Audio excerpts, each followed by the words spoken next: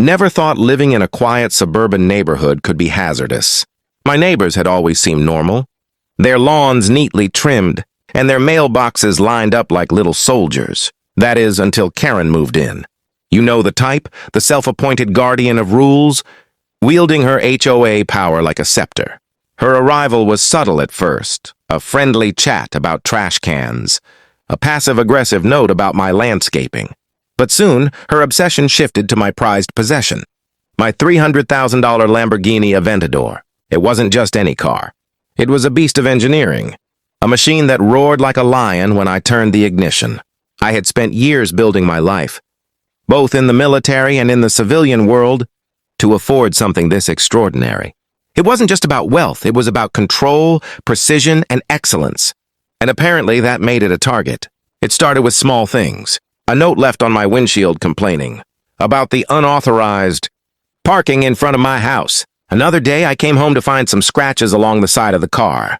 I assumed it was some careless neighbor kid, until I saw the HOA logo stamped on an official-looking notice. That's when I realized Keran was behind it. She had been patrolling our streets like a hawk, measuring, judging, and now escalating. I tried reasoning with her. I invited her over for coffee, hoping that maybe a personal conversation would de-escalate her obsession. She smiled sweetly, nodded, and then, like a venomous snake, slid a new HOA violation letter across my table. It cited excessive street presence of high-end vehicles, whatever that meant. I laughed, nervously at first, then darkly. She had no idea who she was dealing with. Because what she didn't know was this: I wasn't just any car enthusiast. I was a combat-hardened war veteran, someone who had stared death in the face more times than I could count. I had learned patience, strategy, and most importantly, retaliation, but only when necessary. I had never used those skills in civilian life, until now. The night it happened, I came home late from work, exhausted. The streets were quiet. The moonlight gleamed off the Lamborghini, illuminating its curves, its perfection, and there she was, Keran, standing too close to my car, wielding her HOA clipboard like a weapon. I froze for a split second, then saw it, the unintentional swipe of her foot across my Aventador. The scratch was deep, a scar across $100,000 worth of paint. I wanted to scream, to charge, to call the cops, but something deep in me stayed my hand. I could feel the cold calculation kick in, the same calm precision that had kept me alive on foreign battlefields. Keran had no idea what she had just unleashed. I stared at Keran, her smug little smile frozen in the moonlight. The scratch on my Lamborghini gleamed like a warning. My military mind went into overdrive. This wasn't about the car. It was about respect, about boundaries, about ensuring people like her understood there are consequences for crossing the wrong line. I didn't move immediately. I let the silence stretch.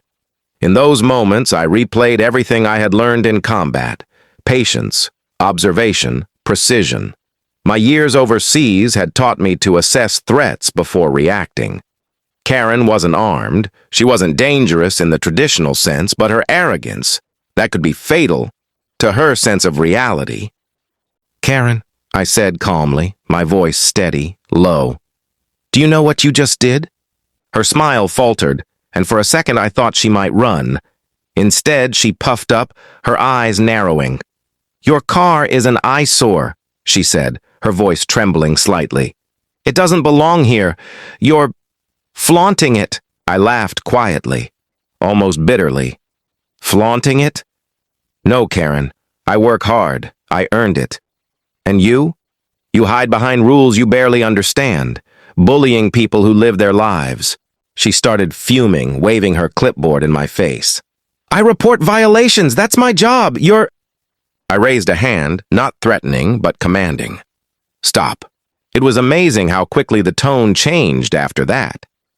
Keran hesitated, as if she sensed the shift in energy. I had been trained to recognize fear, hesitation, micro-expressions, and suddenly, the bully in front of me was shaking, not with anger, but uncertainty. That's when I realized this wasn't going to be a verbal sparring match. This was a lesson, and I was about to teach it. But I didn't need to yell, hit, or even touch her. I had power and control. I picked up my phone and calmly called a friend, a lawyer familiar with HOA disputes. Yes, I need a full assessment, and yes, it's urgent. Damage, harassment, intimidation, it's escalated. My tone was flat, but firm. Karen's face went pale as she watched me dial. She knew something serious was coming, but she didn't understand how much. Finally, I got into my Lamborghini. The engine roared, low and menacing in the quiet street. I didn't drive anywhere. I just sat there, revving softly, letting her feel the presence of what she had tried to destroy. Karen stepped back, wide-eyed. This wasn't just a car. This was a warning, a symbol of what she had provoked. By the time I finally drove away, Karen had disappeared into her house, but I knew this wasn't over. She had crossed a line that shouldn't be crossed with someone like me.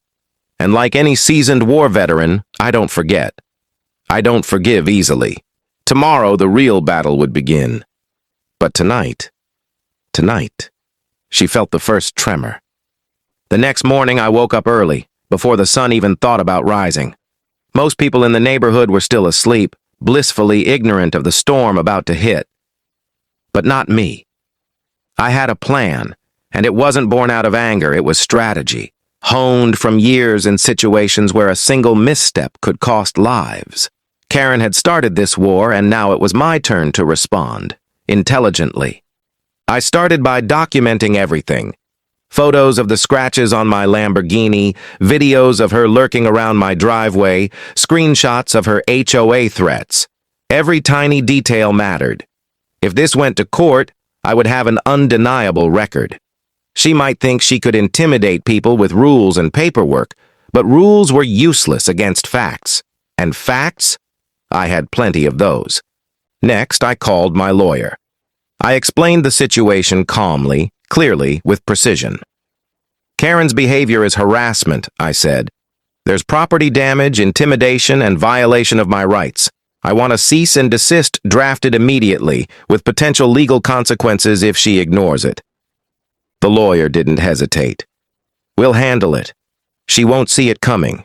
I smiled, feeling that rare thrill, the same adrenaline I used to feel before a mission. This wasn't about violence. It was about sending a message, the kind of message that sticks.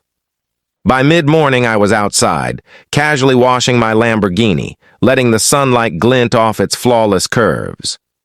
Karen appeared again, peeking through her blinds. I could tell she wasn't expecting me to be this composed. Most people would have panicked or overreacted after seeing their target so calm and confident. But she didn't know me. She didn't know that calm was my weapon. As she stepped outside, clipboard in hand, I approached slowly, making sure every movement was deliberate, measured. "Good morning, Karen," I said with a polite, almost serene tone. "I believe we need to discuss boundaries." Her hands shook slightly. I just... She faltered, struggling for the power she usually wielded so effortlessly. "I've documented everything," I continued. "All actions, all violations, all scratches. My lawyer will be sending you a notice today, and moving forward, any further interference with my property will have serious consequences." I let my words hang in the air. Silence is a weapon in itself. For the first time, I saw fear in her eyes. Not the kind of fear from danger, but the kind that comes when someone realizes they've underestimated the wrong person. She backed off, muttering something about rules and HOA authority. But her confidence had crumbled. That's when I realized something important. Victory isn't always about aggression. Sometimes it's about control, patience, and precision, the same things that keep a soldier alive in battle. And for Karen, she was learning that the hard way.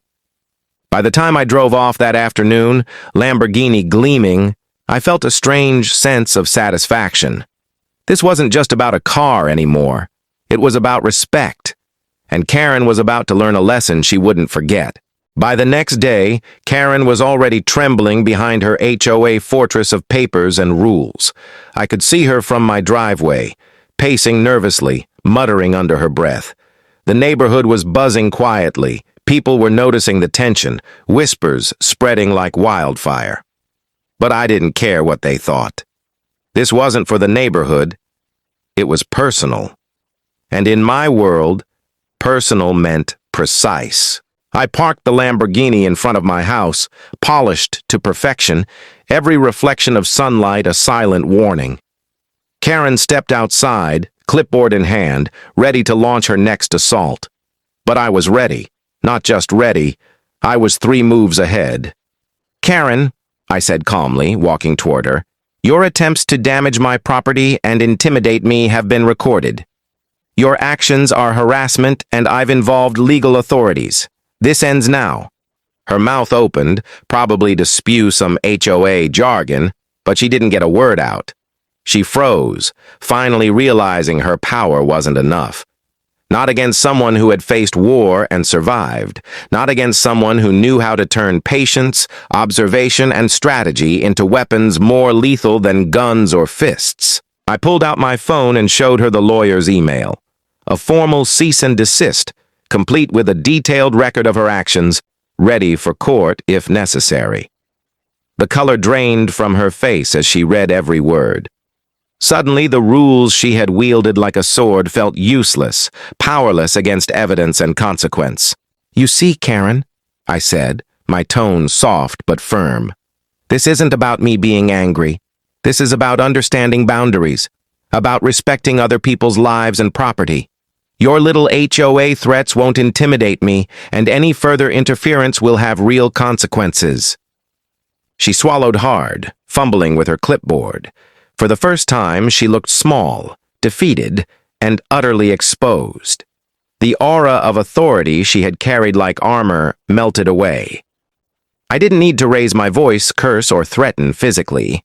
The combination of strategy, evidence, and presence had done the job. By sunset, Keran had retreated into her house. The neighborhood, once buzzing with HOA gossip, was now silent, watching me drive away in my Lamborghini. The engine roared, but it wasn't just a sound.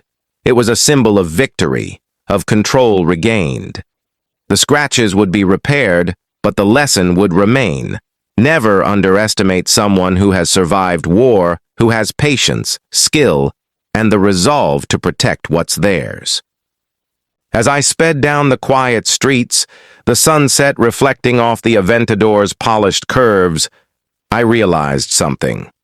This wasn't just about a car. It was about power, respect, and boundaries. Keran had learned that lesson the hard way, and the neighborhood would remember it too. Some battles are fought with guns and strategy. Others, like this one, are fought with calm precision, evidence, and unwavering confidence. And in both cases, I had emerged victorious. The Lamborghini purred beneath me, unstoppable and untouchable, and so was I. Enjoying this wild story of my Lamborghini showdown with an HOA Keran? Hit that subscribe button to catch more insane real-life stories and veteran-level lessons.